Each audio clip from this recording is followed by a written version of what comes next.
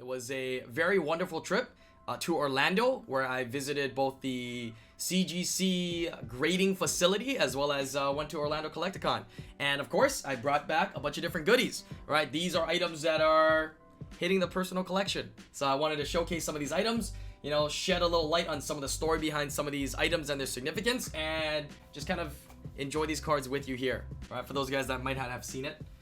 All right, so first item here, as you guys have seen, is just a simple Squirtle, right? But from my favorite set of all time, Tag Team All-Stars. In this set, this Squirtle is a non-holo, right? But there is a reverse holo, obviously, right here, in a PSA 10. Not the easiest card to get in a high grade, just for the simple fact, as you can see, the holo pattern, right, is kind of everywhere, so it can get kind of messed up. But quality control from Japanese is quite nice. Now, the significance of this card here is actually, I got it from one of our community members here, Kite.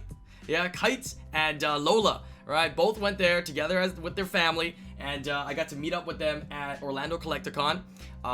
Ended up letting them purchase one of my personal team up booster boxes, right? Did ask me from a little while back, yeah, and did message me prior very adamantly and very consistently about, you know, if I did have one available, you know, he would like to add one to the collection. So yeah, we met up, got to give him his breaks, and got to sell him a team up booster box. And during that time, he surprised me with this wonderful gift of a PSA 10 reverse holo Squirtle from my favorite set of all time. So this item is definitely going to be going and added into my personal collection with a beautiful story behind it.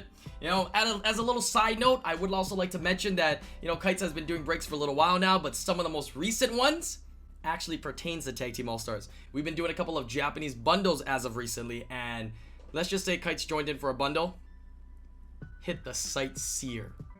Volcanion. Melmetal Lucario Jet. Okay. Oh my god! This is a Sightseer!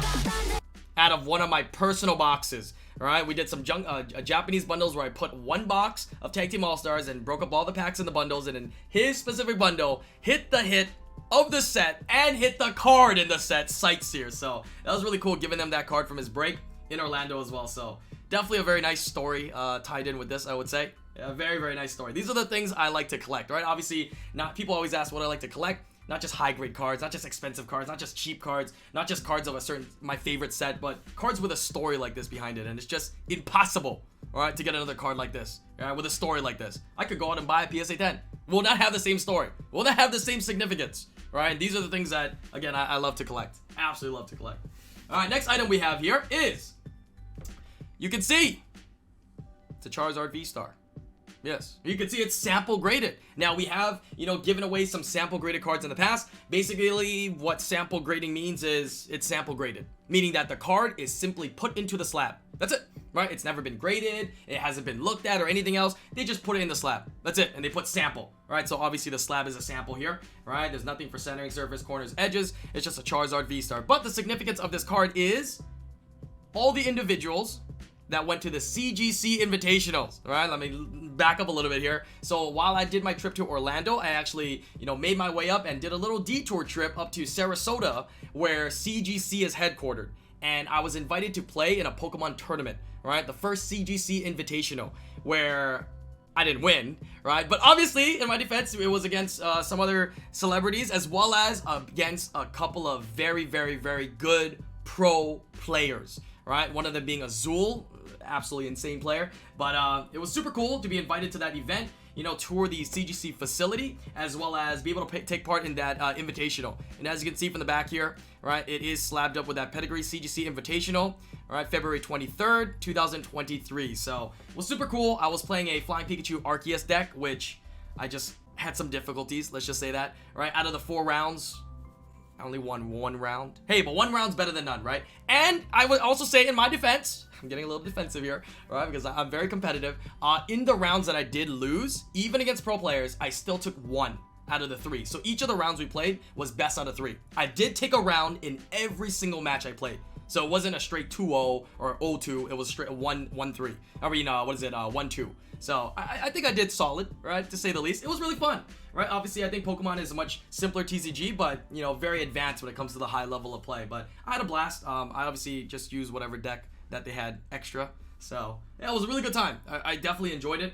and it was a great experience. Definitely to meet some of those people that are a part of this event. Hopefully CGC does more of these events in the future. I mean, I'd love to play in maybe a Yu-Gi-Oh Invitational in the future. I'd love to play in a Magic Invitational in the future. I love playing MTG.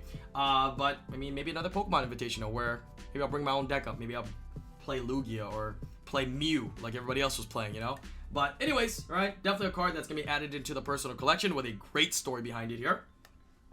Next item I have here to display is, speaking of CGC, the Lugia, baby. Now, unfortunately, it did not get the 10, but this Lugia here is the same Lugia. I don't know if you went back a little bit. This is the same Lugia that I pulled in my very first box of Silver Tempest. Yeah, B-Star Universe in Japanese, Crown Zenith in English. I don't know if we're ready for that, man. Oh my god! Oh my god! Oh my... This is my box! Yes! Yes! This box was from the Pokemon Company, right? And we got to open it before the set released, right? To kind of enjoy the cards with the community here. And I got so lucky and hit this Lugia here, all right? It looked really good.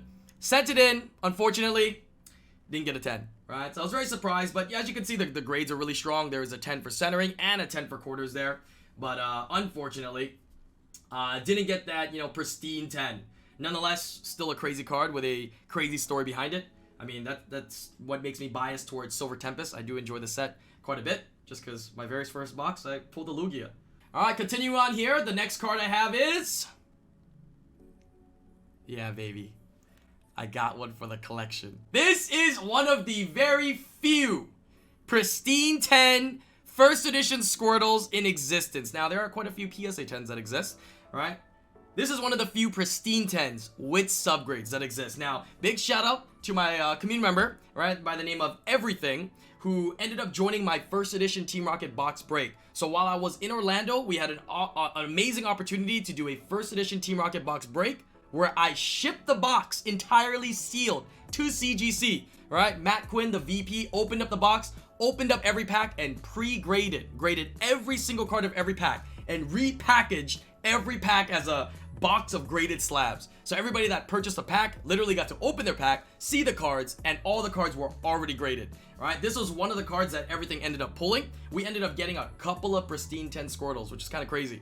All right, and out of all of them, everything did reach out and was like, hey, I'm looking for a couple different things. I would love to do a little trade with you, and most importantly, I'd love to, have you add this card to your collection, since it is one of your favorite cards of all time. And I've been chasing one in a 10, especially from, BGS, or as you can see here, CGC, or maybe both. So definitely got to add this into the collection. Does have that pedigree in the back as well. IslandGrown X CGC, right? February 26, 2023. So that's super cool. Now, unfortunately, there was a perfect 10. I know. There was a perfect 10 in the box that we opened, right? And I know exactly who has it as well, right? Unfortunately, that person did actually reach out though, right? And it did express interest in, figuring out some kind of way or some kind of trade for me to be able to get it. Unfortunately, we weren't able to figure everything out. I mean, I think the unknown price of that card makes it really tough in order to set a price on and do a trade or a sale. But most importantly, I had the feeling, I could tell as well, that the person who had the perfect 10 Squirtle actually wanted to keep it.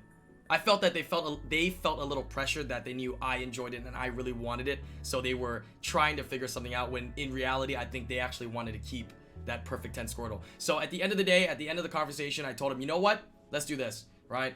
I can tell you want to keep this Squirtle. You should keep the Squirtle, add it to your collection, but in the off chance one day, right, that card comes out of your collection for whatever reason, please just make sure that I will be first in line. And so maybe sometime in the future I will potentially be getting a perfect 10 Squirtle, but just to know that it came out of our box, just to know that it came out of our box break, and that somebody in our community has it is good enough, I guess, for now. And I guess me having this pristine 10, but it was pretty cool and pretty crazy to see that we ended up pulling maybe 8 or so Squirtles, and a couple of them were pristines, and one of them was a perfect as well. So super nutty. All right, next card that we have here is it's actually cards. Yeah, baby. Yeah, baby. Oh yeah. Pristine 10 Flareon VMAX. Pristine 10 Jolteon VMAX. And the perfect 10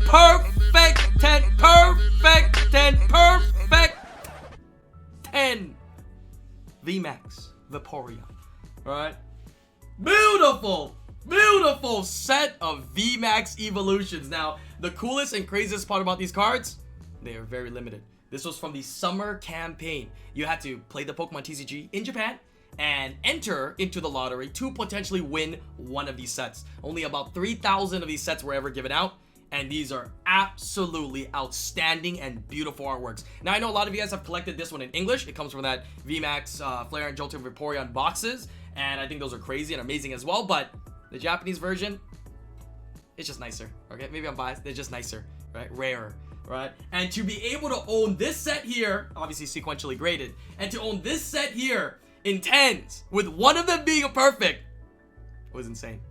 Absolutely insane. Now, the story behind these cards are, I actually obtained these cards, and I was looking to potentially just move it, right? I was just potentially looking to let somebody else add it into their collection, because I already own a set of PSA 10s, sequentially graded, right? I had one of my buddies in Japan actually have a couple of sets that were available. The story behind that was I purchased 2 sets.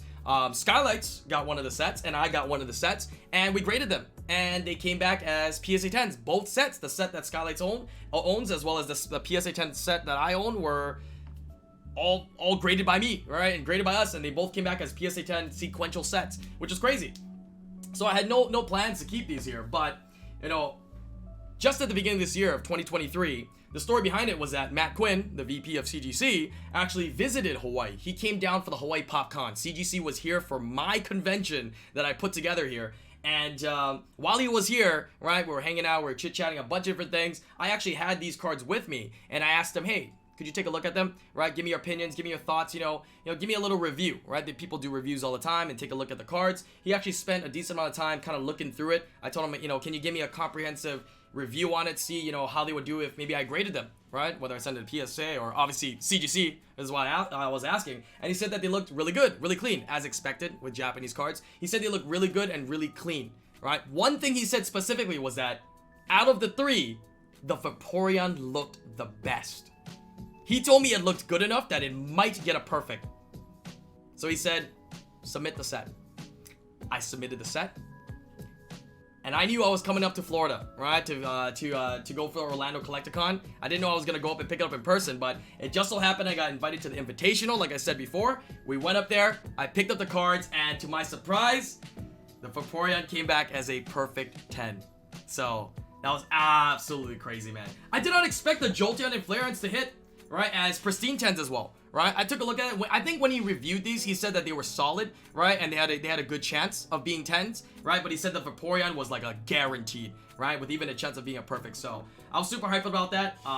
Definitely bummed about my Lugia though, right? But very, very happy about the set, and because of that, I think, you know, with all the story behind this card here, I don't think I'll be selling this set. I think this set has got to be added into the PC, right? At least for now. I have one more item. This item here is a CGC graded.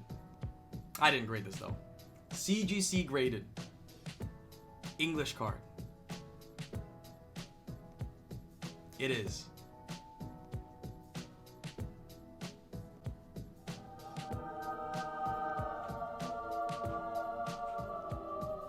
let the card speak for itself. Legendary Collection, one of my favorite sets of all time. Reverse Holo Charizard in a pristine 10. Not PSA 10, not pristine 10 without subgrades.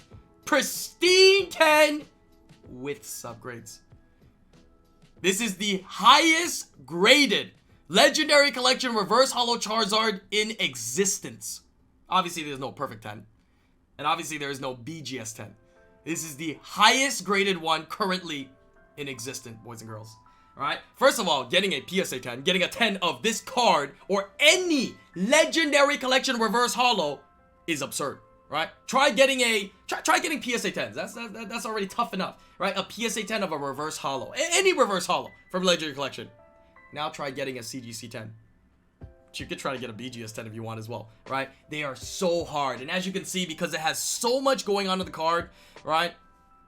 So crazy, so much going on the card here that it is just so difficult to get in a high grade, right? But this is a beautiful card, right? One of the few Charizards that I'm excited to have as part of the collection, right? But a beautiful, beautiful one nonetheless, right? And also probably a card that will never have another one graded as a pristine 10. Will probably never have one graded as a perfect or even a BGS 10, right? You can take a look at all the PSA 10s out there, any ones that ever get pulled, if anybody ever pulls one, right? I don't know, right? I don't think there will be many that will grade the same or higher than this one here. So an absolutely beautiful, beautiful card.